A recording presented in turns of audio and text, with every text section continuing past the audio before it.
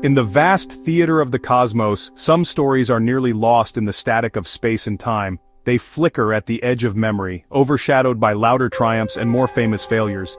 This is one of those stories, a tale almost forgotten yet quietly extraordinary. It begins not with a bang, but with a faint signal, a brief electronic breath from Mars in 1971, a whisper barely audible that traveled millions of kilometers to reach Earth.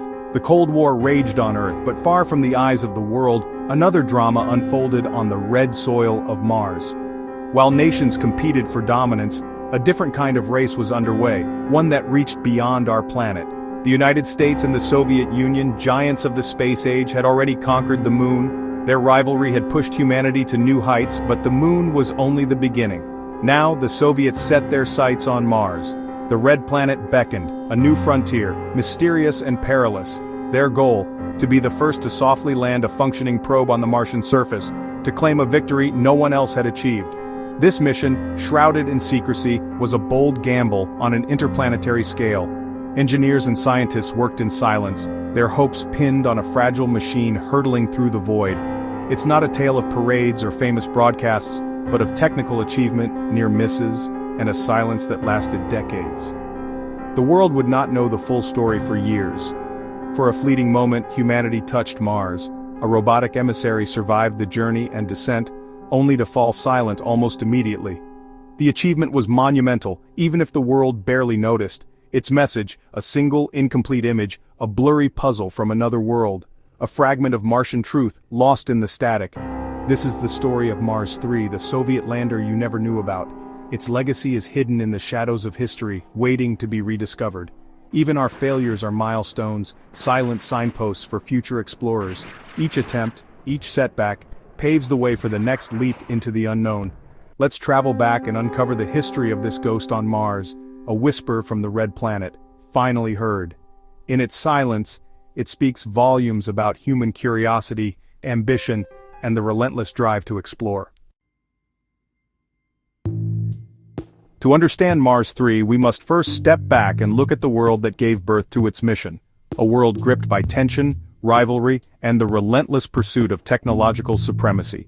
We must understand the world that created it. The 1960s and early 1970s were not just a time of scientific progress, but an era defined by the Cold War, where every achievement was measured against the adversary. The space race became a crucible, a proxy war fought not with armies but with rockets and dreams in the vacuum of space. Each nation sought to prove its systems superior, its people more innovative, its vision for the future more compelling. Every launch was a demonstration of power, every mission a statement of technological and ideological superiority. The world watched, holding its breath, as the superpowers reached for the stars. The Soviet Union, first with Sputnik and then with Gagarin, saw space as its domain, a new frontier to conquer, a stage to showcase its prowess. The moon was the most visible prize, but when the Americans landed there, the Soviets, undeterred, set their sights on a new, even more distant world, Mars. Mars was a world of mystery, a true frontier, shrouded in red dust and scientific intrigue. It represented the next great leap for humanity. To land there would be a spectacular comeback, a chance to reclaim lost prestige and inspire a new generation. The Soviets poured resources, intellect, and national pride into their Mars program, racing against American flybys and orbiters, determined to be the first to touch the Martian soil. Their goal was ambitious, not just to fly by or orbit, but to land a functioning scientific station on the surface, to send back data from another world. This fierce competition drove innovation, but it also bred secrecy, urgency, and sometimes dangerous haste. The pressure to succeed was immense. Missions were launched at breakneck speed, sometimes with risky shortcuts, as both sides raced to outdo each other and claim the next milestone. The fate of Mars 3 was shaped as much by geopolitics and national pride as by the daunting technical challenges of interplanetary travel. It was a child of the Cold War, born of ambition, rivalry, and the hope of making history, destined perhaps to become a footnote. But its story is far more than that, a tale of vision, risk, and the relentless human urge to reach for the unknown.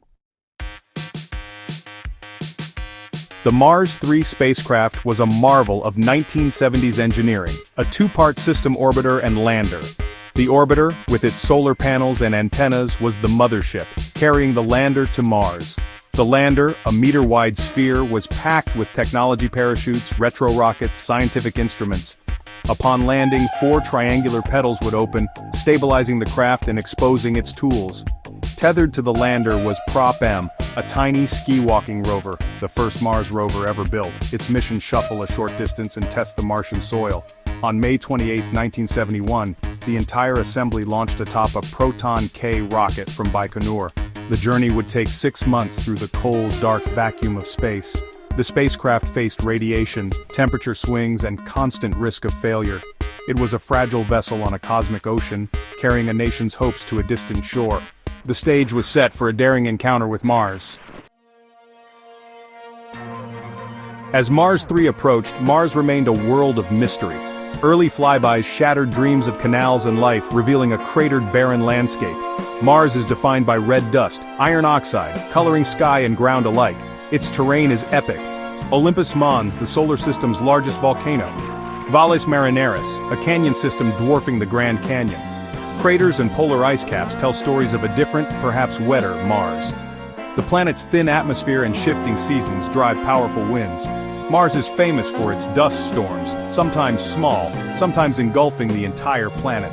These storms blot out the sun and unleash ferocious winds. Into one of these global maelstroms, Mars 3 was about to descend. The silent, ruddy world was waiting, but not in a welcoming mood. After a journey of 6 long months and a staggering 400 million kilometers through the cold void of space, Mars 3 finally arrived at the red planet in late November 1971. The mission had already defied the odds just to get this far, carrying the hopes of a generation of engineers and scientists. The orbiter successfully entered Mars' orbit, a remarkable achievement in itself, but as it peered down, it saw only a world shrouded in haze, the surface hidden beneath a swirling planet-wide storm. Mars was in the grip of a massive dust storm, the most intense ever recorded, with winds whipping fine red dust high into the thin atmosphere and obscuring every detail below. The lander's descent sequence was fully automated. There was no way to delay or adjust for the storm. The fate of the mission now rested on pre-programmed instructions and the resilience of its hardware. On December 2nd, the lander separated from the orbiter and plunged into the Martian atmosphere, blind with no guidance, into a maelstrom of swirling red dust and chaos. The heat shield glowed white-hot as friction slowed the craft, parachutes deployed to further reduce speed, and the shield was jettisoned at just the right moment, all according to plan. The storm tossed the lander violently, battering it with unpredictable gusts and turbulence, threatening to throw it off course at any moment. Near the ground, retro rockets fired in a final, desperate effort to slow the descent, allowing the lander to touch down softly on the alien soil. At 13:52 UTC, Mars 3 touched down in Ptolemaeus crater, achieving the first ever soft landing on Mars, a historic milestone for humanity and for space exploration. Against all odds, the spacecraft had survived the perilous descent and the relentless Martian storm, a testament to human ingenuity and perseverance. The lander's petals opened like a mechanical flower, instruments unfolded, and the tiny Prop M rover was readied for deployment, poised to explore a new world. A camera began to scan the alien landscape, preparing to transmit the very first images from the surface of another planet back to Earth. Humanity stood on the brink of receiving its first ever view from the surface of Mars, a moment that would change our understanding of the cosmos forever. For a fleeting moment there was triumph and hope. Then, without warning, silence. The signal was lost and Mars 3's voice was gone. On the surface, Mars 3 was a scientific beacon, its main instrument, a television camera, ready to transmit history. The lander's petals opened, the antenna pointed skyward, and the camera activated. 90 seconds after landing, the first data began to flow. In Crimea, scientists waited breathlessly for a signal from another world. The transmission started. Then, just 14.5 seconds later, it stopped. The signal went flat. Silence. The lander that survived the journey died almost instantly. The Prop M rover never moved. What did we get? A single partial image, a grainy, featureless gray, likely a wall of dust.